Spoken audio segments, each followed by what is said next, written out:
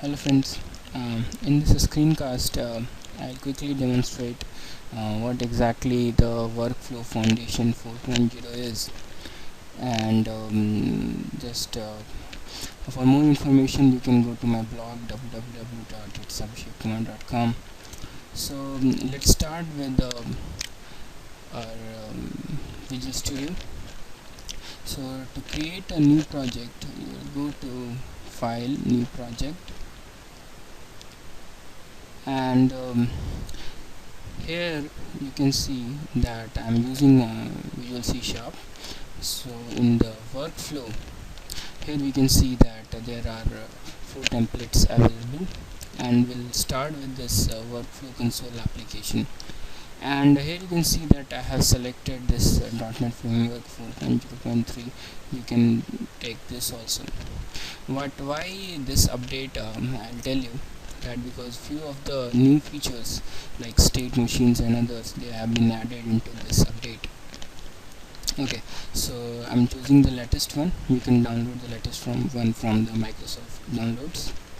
So just name it. Okay, so demo 1. Okay, click OK, and then it will automatically create a workflow console application for you. So what exactly the benefit of workflow here is? So the biggest benefit, I guess, is its ease in obviously is in coding, no doubt. So, and you can actually view in maybe in a flowchart way, or in a what sequence it is actually happening, and you can achieve the parallelism also. So you can just create parallel works, and obviously you can have some persistent. So there is some feature known as persistence database, and you can use it to create a long running processes, and more features that we will explore in the due course of our screencast. Okay, so coming back to this workflow. So here you can see that here the toolbox, it contains various activities. So these are all activities. So like in the control flow, there is a flow chart, then it's a state machine. So if you don't have this network .NET Framework 4.0 update, then you won't see this state machine. What exactly that is, we'll cover into the future screencast. And here you can see that it has created a one program.cs file for us, and here it is the workflow. Here you can see that it's asking to drop the activities here. So basically this is my interface, and you can just drag and drop any activity to this workflow. So I'll start with a simple hello world application. Obviously it's the primitive. So I'll take a write line activity. So I'll just take this activity and drop it here. So, and here you can see that even if I have chosen the Visual C Sharp as the language, here you can see that the expressions are only in the Visual Basic. So still in that list in the Visual Studio 2010, it's you have to use the VB expressions. Okay, so I'll write down that this is my hello world application. Okay, so put it there some exclamation marks. Okay, and let's run it just to see that something happens or not. So here you can see that it got printed onto the console, but it just got exited. So here we can see that here in the program.cs, here basically we are using this workflow invoker,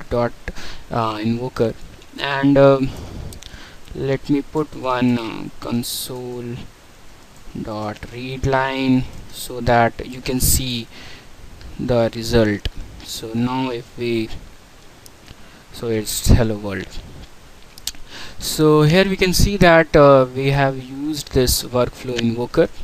So this is a synchronous method to run any workflow. There are asynchronous methods also that will cover into the future screencasts.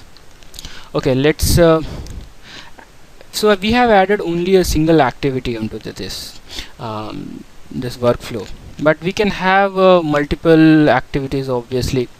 So basically on in the workflow WF 4.0 we have three things. So there is one, this is a sequential thing, so we have a sequential, then we have some normal flowcharts, and then another is state machines.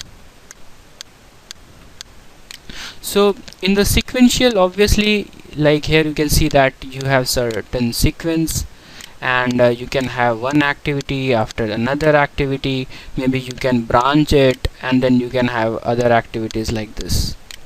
While in the flowchart, it's like the normal flowchart you have been using in the early days also, like you have start, and then you go to some logic, and then you have some decision tree, and then if yes, then some other activity, if no, some other activity. So these are all under this flowchart. And then you have in the from 4.0 update, then you have this state machines also. So in the state machines, it's like you have one state, and after certain trigger actions, it can go to another state, suppose from 0 state to state 1, and then you can go to another state 2. So we will cover sequential now in this screencast. In the future screencast, we will cover the other two aspects also. Okay, so coming back to this code. Okay, fine. So I'll delete this first activity, so I'll cut it, and I'll put a sequence over it.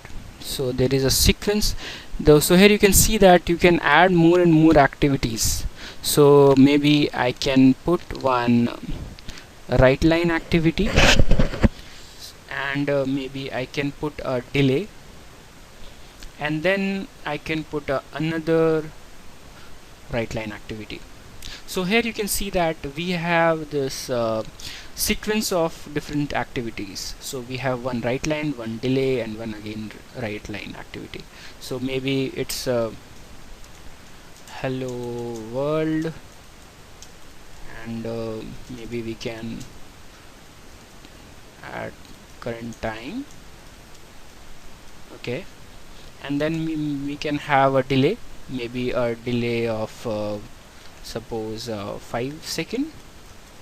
So we will say that 5 seconds, and then again hello world at daytime dot now dot to string. Okay, so let me run this. So I have one activity, one right line activity. I have put another like this delay and another activity. So basically this is a sequence of activities. Let me run it. Okay, so I have one hello world, and then it will wait for 5 seconds.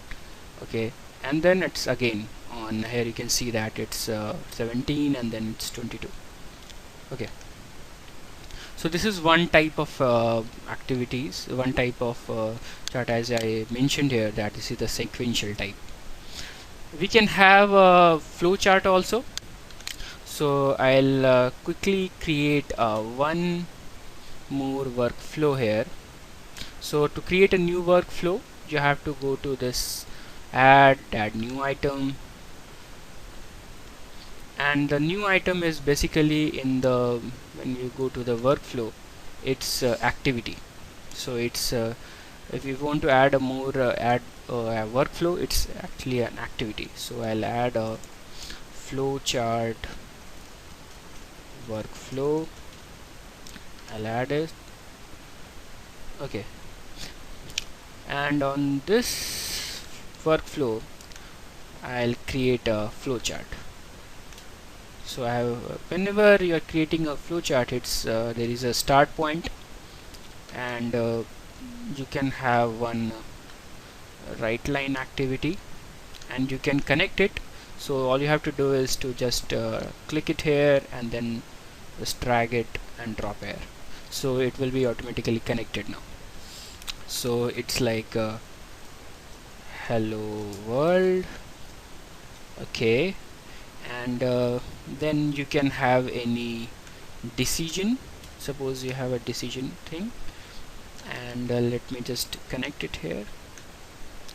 Okay, and decision, obviously if there is a decision there is a condition. So I'll say that date, time, dot now, dot month.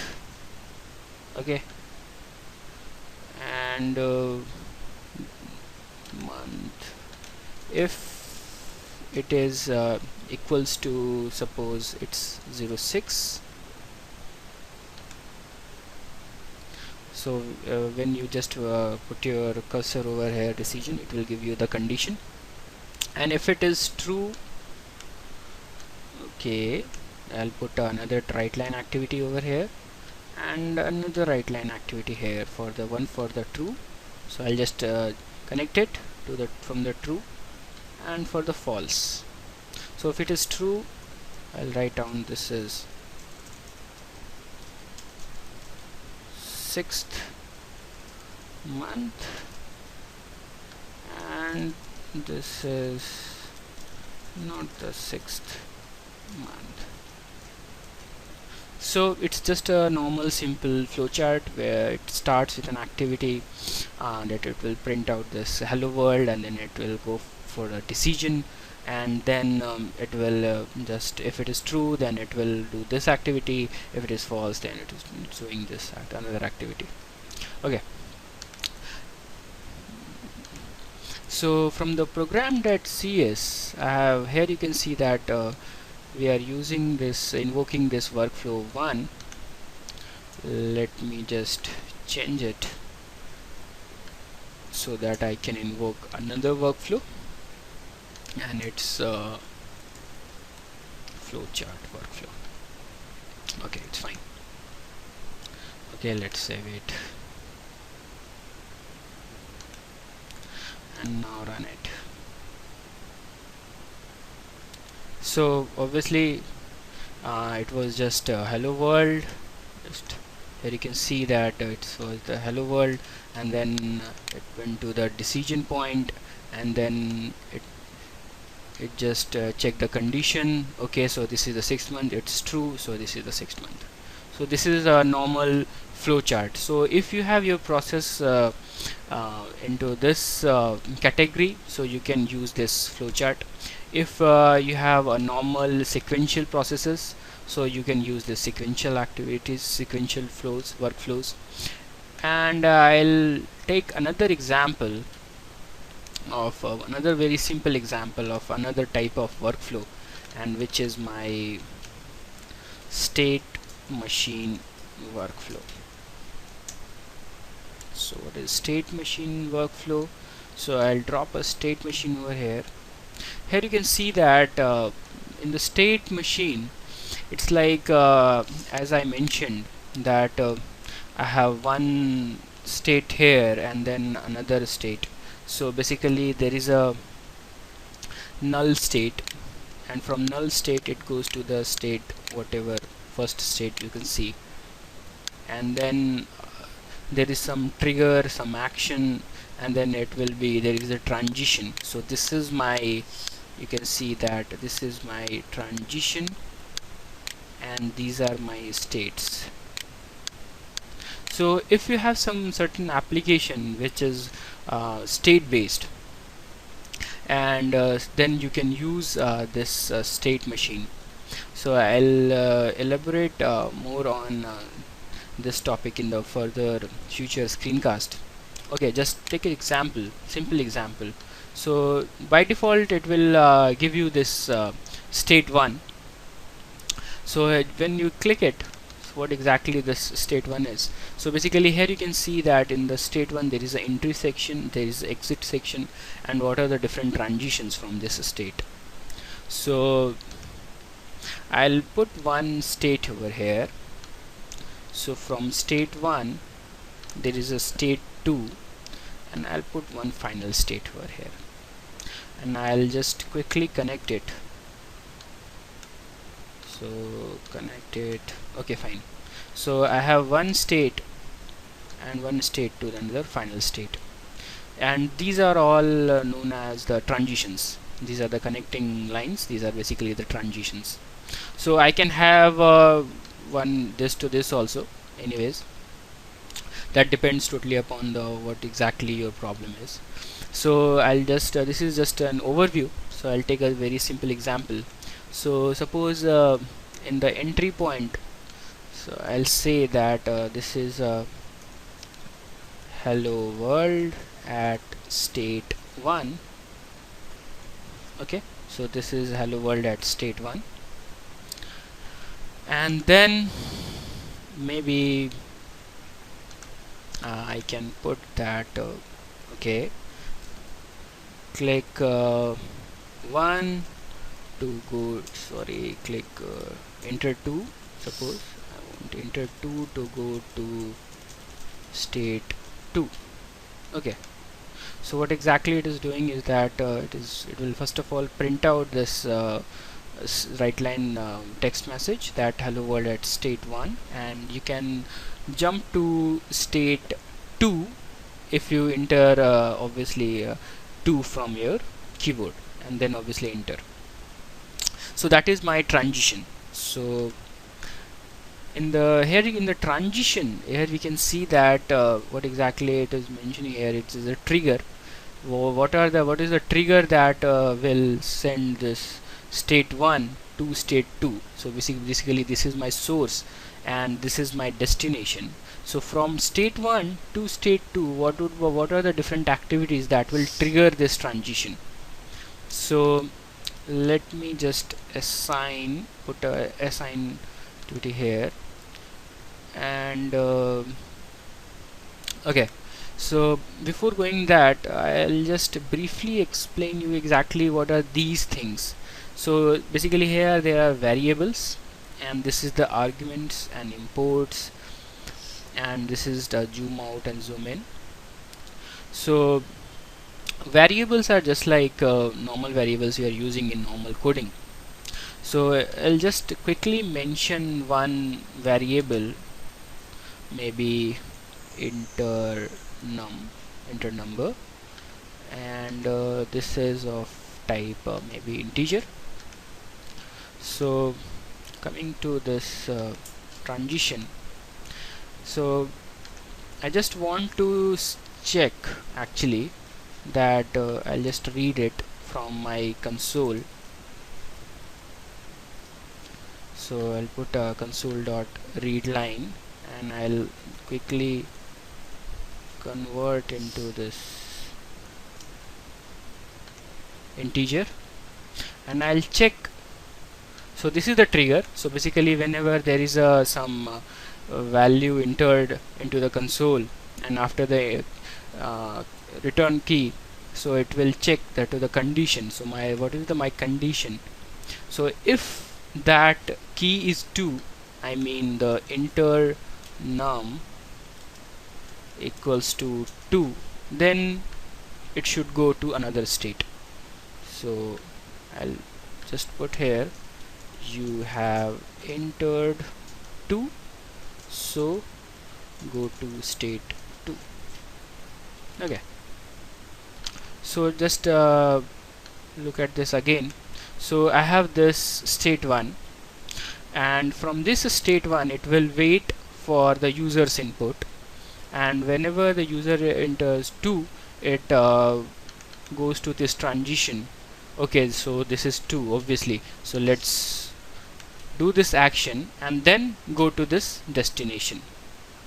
Destination is my another state. So this is my state 2.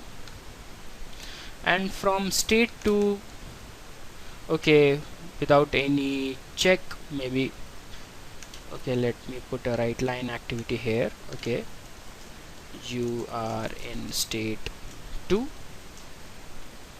Okay, fine. And then press 3 to go to final state. Okay, and in this transition I'll just use the same method. I'll take a assign activity. What is assign activity? It's like a goes to a normal assignment. So let me create the variable again. So the variable here, you can see that I had decided into this state, and the scope of that variable, so basically there is a variable name, there is a variable type, and there is a scope.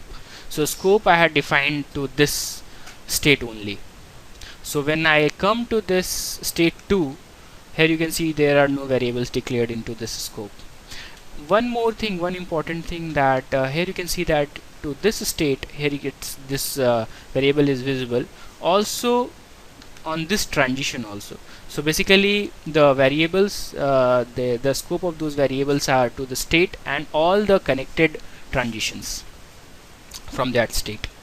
Okay, so on the state 2 I'll take the same enter num, I'll define it as integer, and on this I'll test this enter num console, say int console.readline.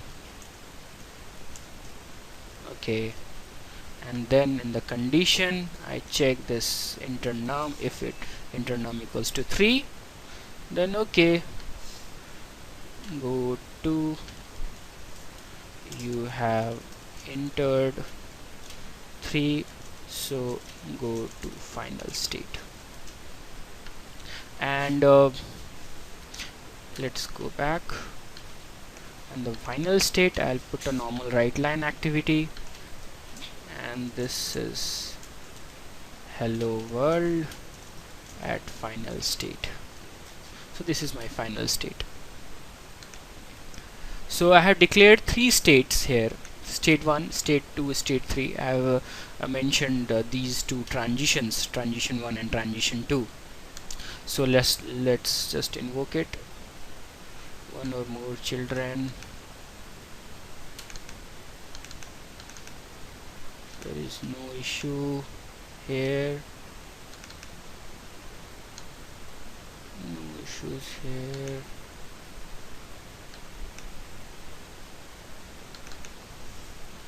There are no issues.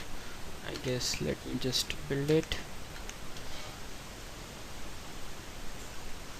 Okay, so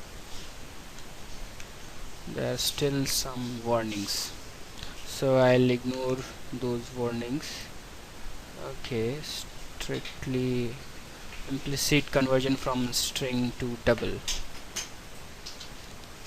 Okay, let's come back to this transition.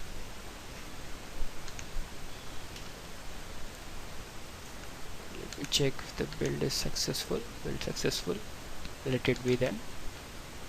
And I'll just invoke the another workflow, and this workflow is StateMachine workflow. Okay, let me do one thing. Sorry, let's go back to this StateMachine. I'll use it normal strings variables. So let me test it with the string only.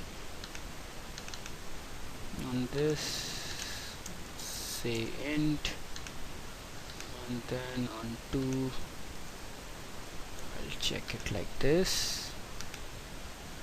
On the another state, for another variable, it's string. Okay, it's already string, so that was the issue actually.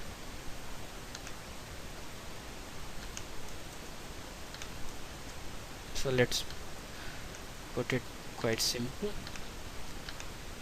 So okay, now it's happy. Let's run the workflow. So I have invoked this state machine workflow. So it's basically it's saying that hello world, this is a state 1 and you can enter 2 to go to state 2. I'll 2 enter, so you have entered 2, so go to state 2, so you are in state 2. I can go to final state 3, final state. That's it. So basically this was the third type. So I've used this workflow invoker, and this is, as I mentioned earlier also, this is a synchronous way of invoking the workflows.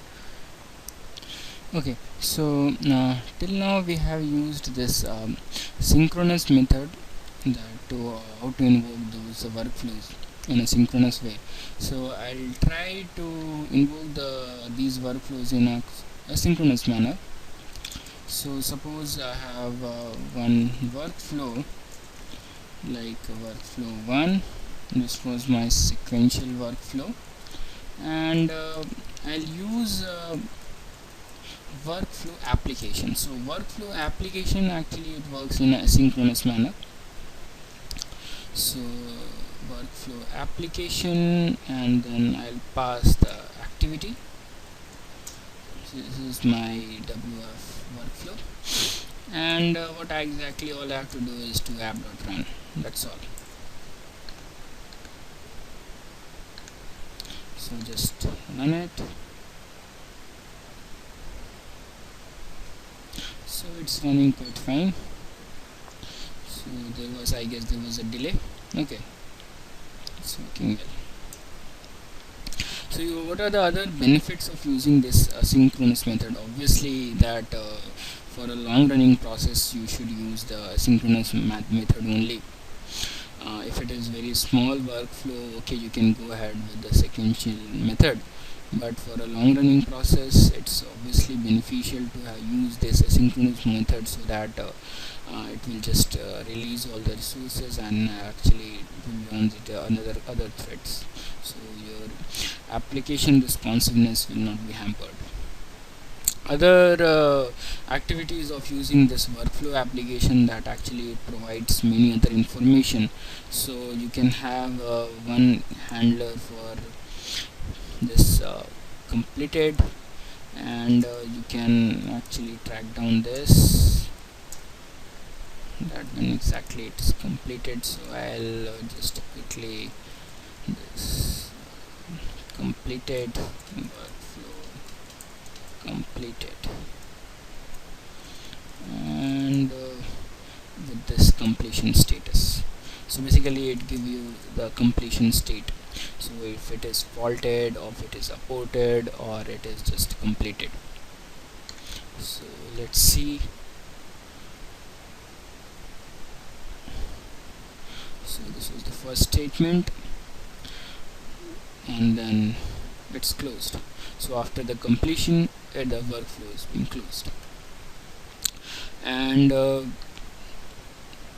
so just this was just a quick demonstration of what exactly WF 4.2 has to offer to you. So we had just looked sequential workflows, what are the sequential workflows, what is the flowchart workflow, and what is the state machine workflow. And in the upcoming screencast I'll go into the depth, and I'll explain what are the different activities. So here you can see that I had just used all those activities which was there in this toolbox. In fact, I hadn't used much. So I'll explain what are the different activities, and how you can create your own activity, basically your own custom activity, in the future screencast. Thank you, and for more details, obviously you can go to this my blog www.itsabhishekkumar.com. Thanks a lot.